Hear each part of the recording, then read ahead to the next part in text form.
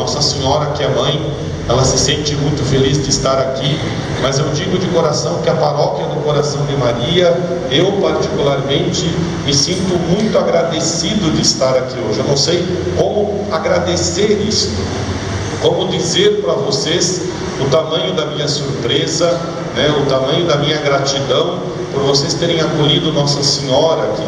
E vejam, se não bastasse, né, hoje de manhã vocês fizeram algo que a cidade inteira está falando. Vocês levaram não sei quantos carros de polícia e trouxeram Nossa Senhora, e as pessoas vieram me dizer: meu Deus, aquilo foi muito emocionante, eu chorei, eu fiz, olha, e Nossa Senhora já está aqui quase há quase 40 dias, né, a chegada dela de uma forma grandiosa, como foi feito, a todos os deslocamentos. Mesmo assim vocês conseguiram emocionar as pessoas hoje, mas eu não tenho outra palavra senão isto. Hoje vocês conseguiram encantar as pessoas, hoje vocês estão me encantando. Aliás, desde sexta-feira que eu estou verdadeiramente encantado com a Polícia Civil, né? Tanto que hoje de manhã tinha um policial militar que está fazendo junta, falava assim: vou trocar de polícia agora, hein? Não quero mais saber da Polícia Militar, vou só para a Polícia Civil agora, né?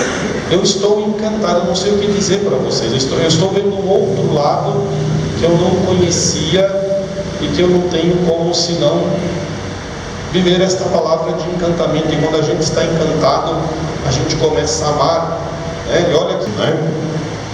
A partir do dia de hoje eu passo a olhar a Polícia Civil, né, do Estado de São Paulo com olhos encantados, verdadeiramente encantados, né? E quero sequestrar os dois aqui, né?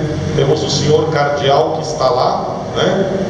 Sua Eminência, Excelência, o senhor cardeal. É mais fácil na minha cabeça essa hierarquia eclesiástica, né? Temos o senhor arcebispo aqui, né? E temos o Monsenhor aqui, né? Na rua. Em nome do Pai, do Filho e do Espírito Santo. Amém.